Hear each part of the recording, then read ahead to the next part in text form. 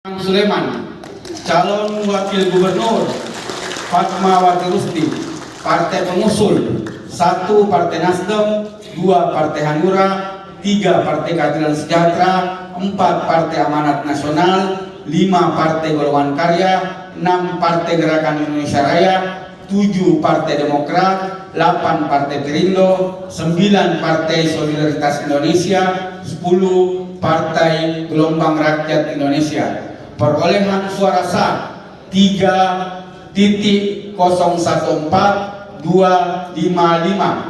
atau 65,32%. Jumlah seluruh suara sah 4.614.284. Saya ulangi, jumlah seluruh suara sah 4.614.284.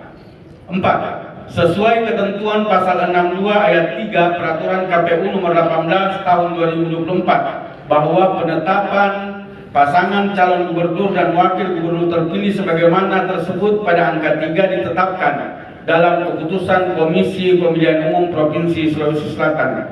Berita acara ini dibuat untuk dijadikan dasar penetapan keputusan pasangan calon gubernur dan wakil gubernur terpilih Provinsi Sulawesi Selatan.